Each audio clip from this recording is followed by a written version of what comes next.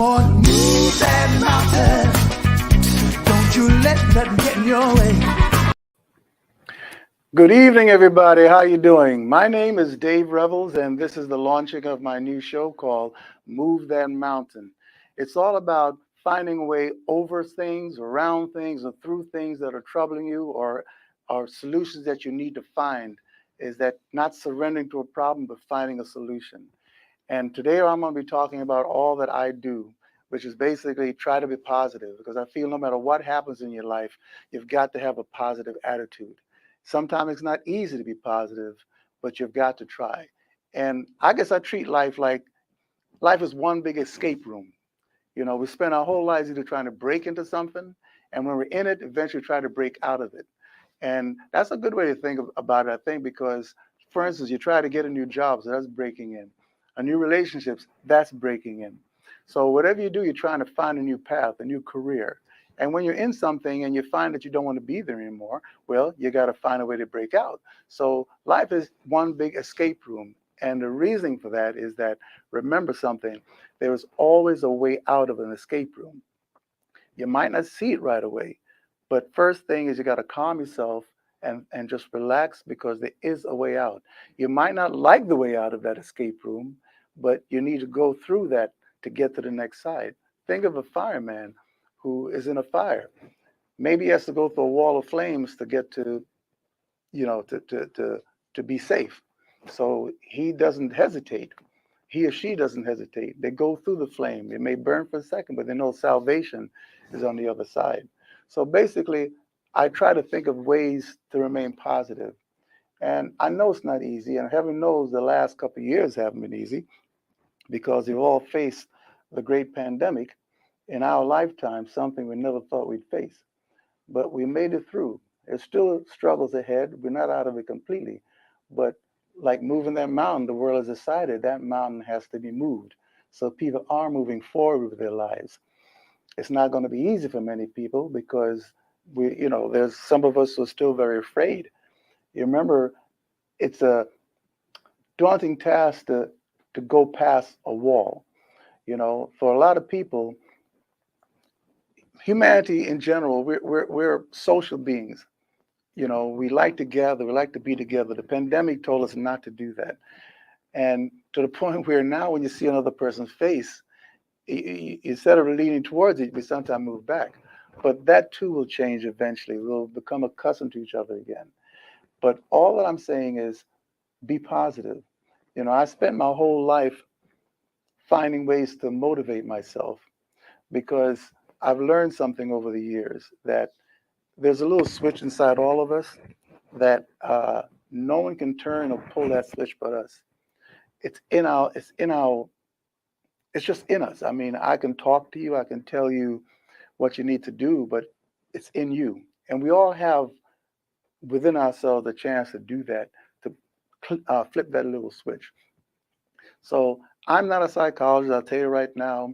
I don't have a degree in any of those programs. All I have is life experience like you have. You know, I've lived many decades, and I've struggled with many things and been through many uh, ups and downs, and I had to find a solution, a way to move forward with my life. And I think we all go through that. The only thing I think that separates us from each other is our circumstance. That's it. You know, my circumstance is mine, yours is yours. But at the core of that, we're all human beings. So sometimes when you listen to someone else speak about their problems, it helps you with yours, because you find that you're not alone. So my program is about finding solutions in your life, you know, seeking out positive pathways, uh, uh, reaching out to other people when you have a problem. And I'll be bringing guests on board who have found ways to expand their lives. And I'm what they call I call myself the freshman class of senior citizens. I just became a full-fledged senior citizen, so I'm in the freshman class. So when I'm around an older senior citizen, I can't brag about being a senior citizen, because they look at me like a kid. So basically, I'm in the freshman class. But yet, to me, life is just beginning. I'm not ready to retire from existence.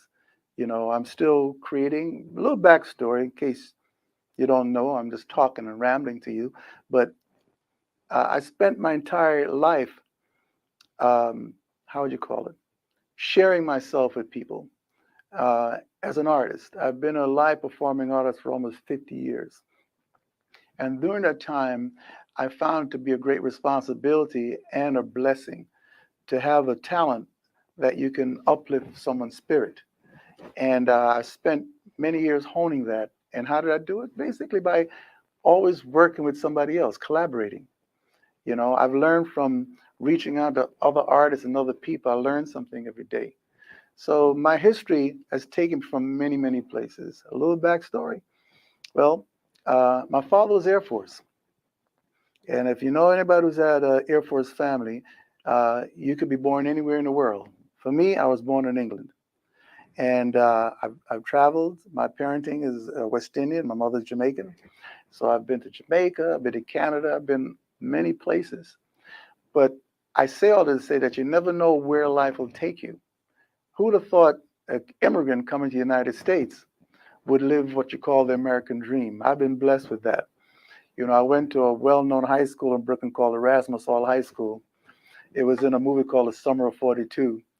And share alumni with people like, I think Floyd Patterson went there. Bobby Fischer went to Erasmus Hall High School, and little old me. I lived the American dream. I was a captain of a football team. I dated a captain of cheerleaders. So if that's not the American dream, what else is?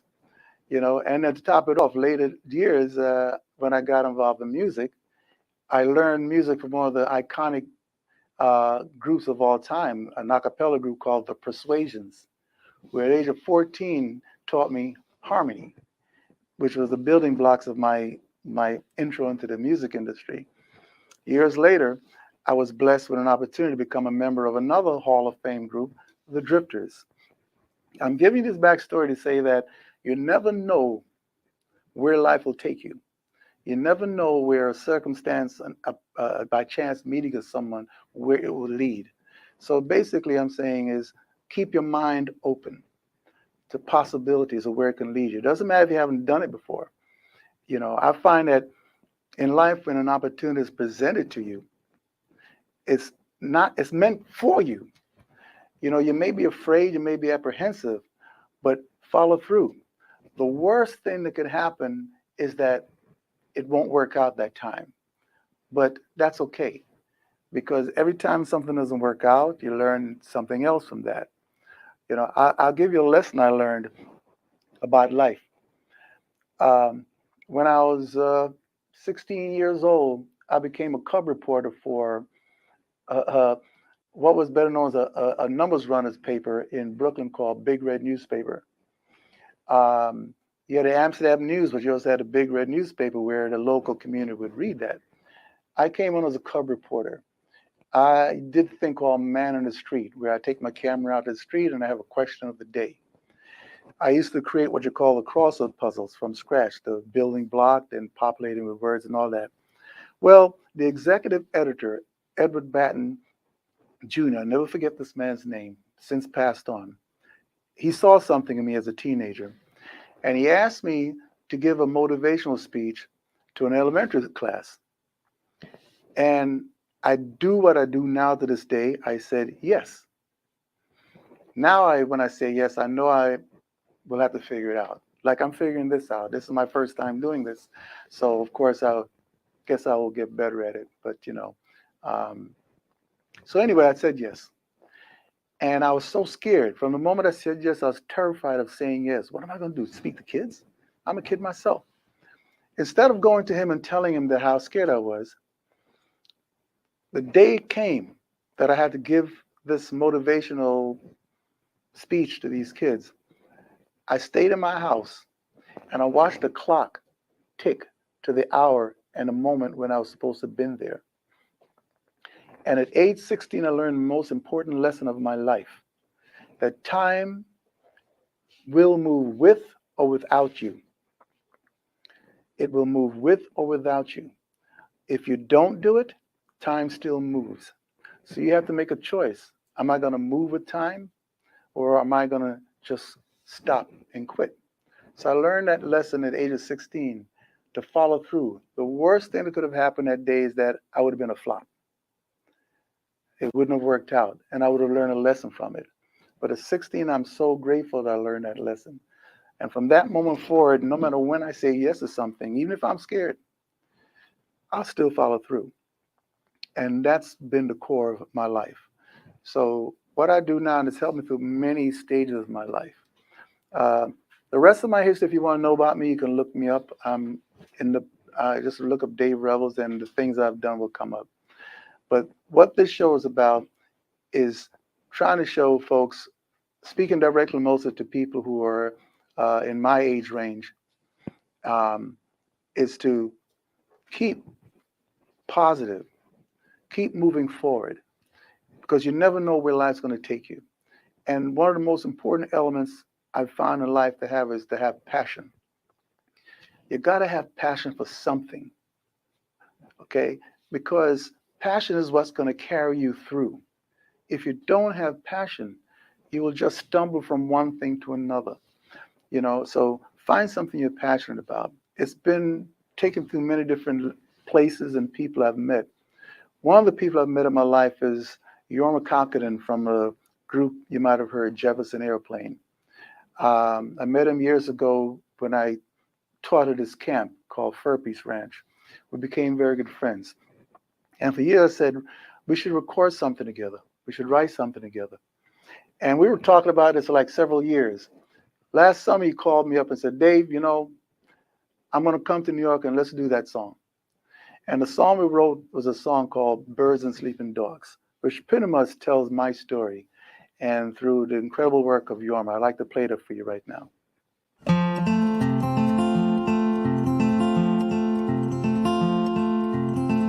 I need to wake up with my dreams firmly in my hand. I won't lose them all to someone's grander plan. Some have tried to decide where I must stay or I should go. This is my country too, and I'll plant my seeds and grow.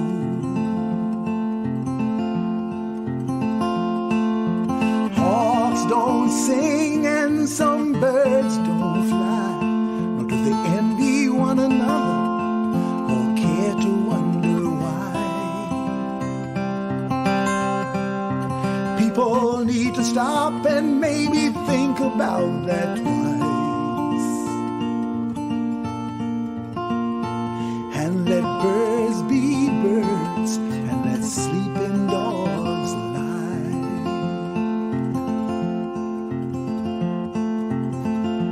It's the thrill seeker in me who needs to take that leap of faith, knowing life is much too short to play it straight or just go straight. And I won't hide away or fret away, nor will I pine. I'm gonna get on that bus and ride, go seek so I may find.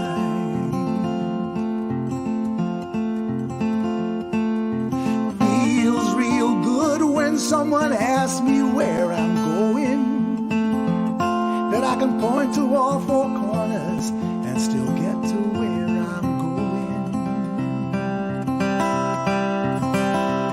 I don't care how long it takes or if the sun go down before I reach. I know my choir will be waiting when I arrive to hear me preach.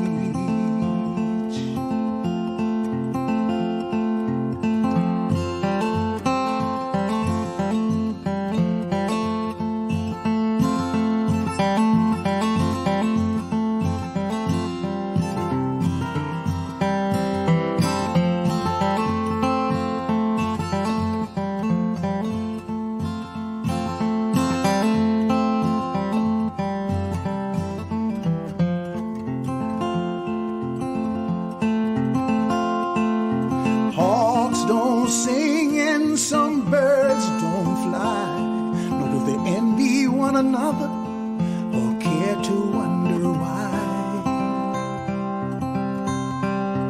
People need to stop and maybe think about that twice. And let birds be birds, and let sleeping dogs,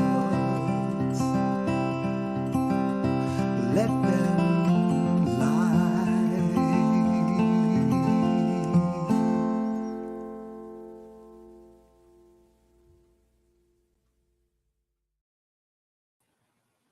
Well, that was Yorma Cochran of a Jefferson Airplane and Hot Tuna with Jack Cassidy.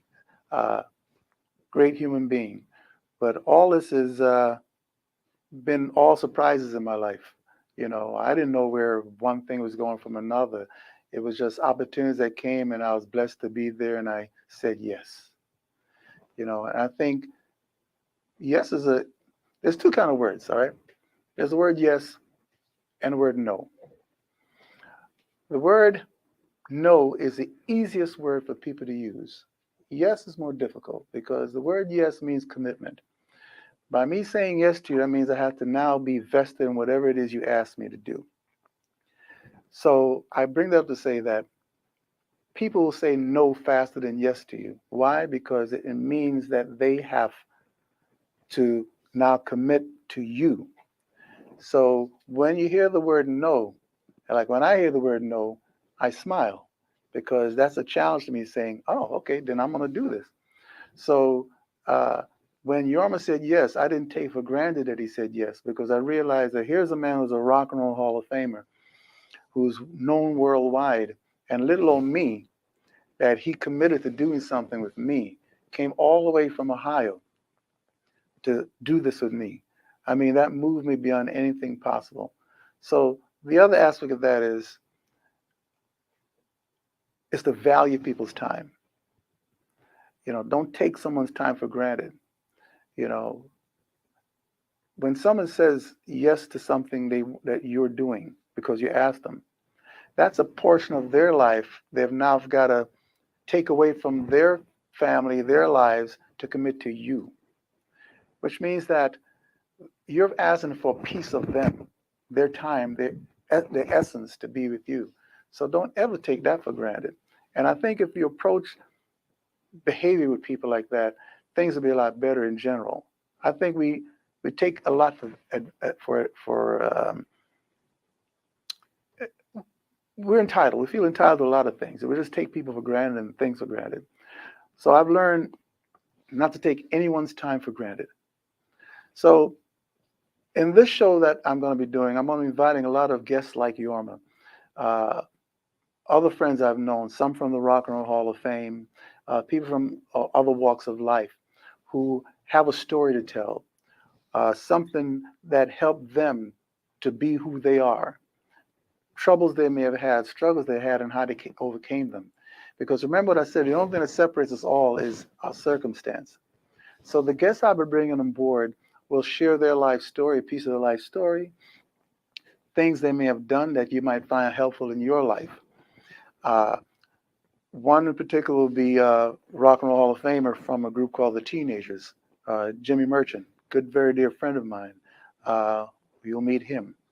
Gentleman by the name of Yanni Schaumburger. He's a former Mr. Universe.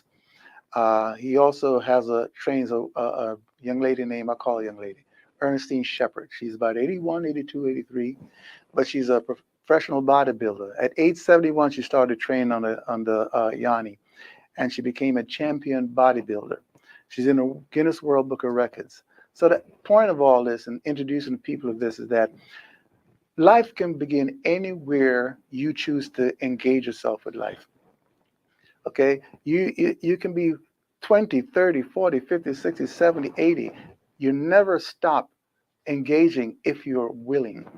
So my whole essence and program is to move the mountain, any mountain that's in front of you, anything that's keeping you from getting to the next goal, the next side. I'm going to try and talk about those things. Like I said, I have no degree. I just have life experiences. And I truly hope this is something that we can take this journey together. I truly enjoy this. You know, one of the things I try to do is give back to society what I've gotten. One of the things I did when September 11th came along, I was moved like everybody else, and I wrote a song because before September 11th, we were splintered. The country was fractured. Blue states, red states. You know, poor, young. It was just we were just not communicating. But after September 11th, all of a sudden we started communicating with each other, and I wanted to capture that moment where we found each other as humanity. So I wrote a song called "Stand Up America" to show who we are and what we can be in this country, America. The song is in schools across the nation. I've also used it to raise money for military and their families. I raised $30,000 right after September 11th and did a big presentation at Shea Stadium. I'd like to do the Yankee Stadium with that one day, but this is a song. It's called "Stand Up America."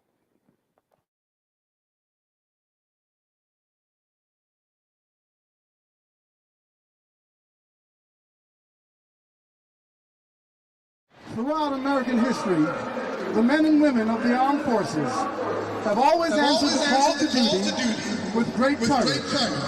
Those serving overseas would like you to know that they do appreciate your support. Please join us now for Stand Up America Tour as we perform inspired by the spirit of American independence and the character of its people as our way of saluting these extraordinary men and women of the armed forces. The song is simply entitled, "Stand Up America."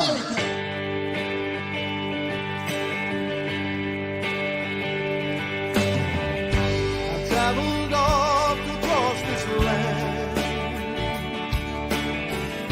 and though I haven't spoken with each and every man, still I have learned a simple truth,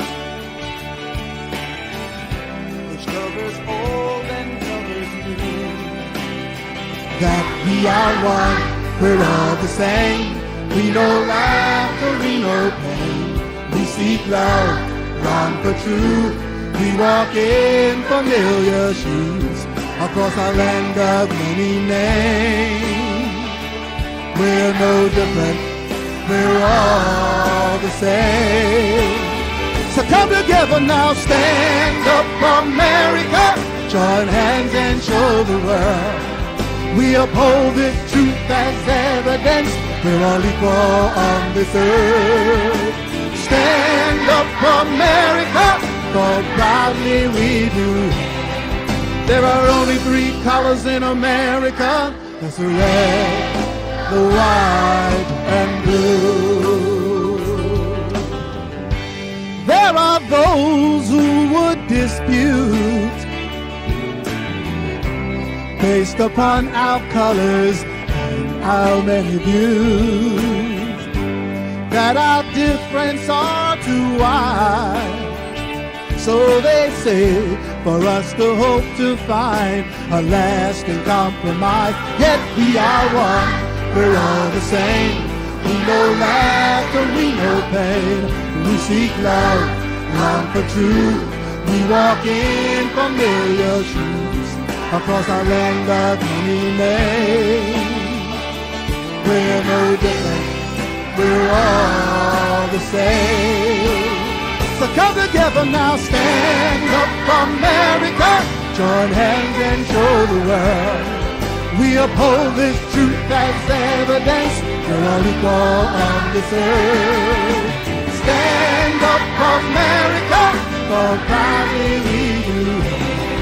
There are only 3 colors in America. That's the red, white, and blue. Take a look around you at our gathering strength, and through the growing storm, be the bow that bends. And when your neighbor needs you, be quick to lend a hand. Build a bridge wherever needed, and mend a broken fence. All together now, stand up America. Join hands and show the world we uphold this truth as evidence. We're all equal on this earth. Stand up, America, while proudly we do hail. There are only three colors in America. That's the red, the white, and blue. Come together now.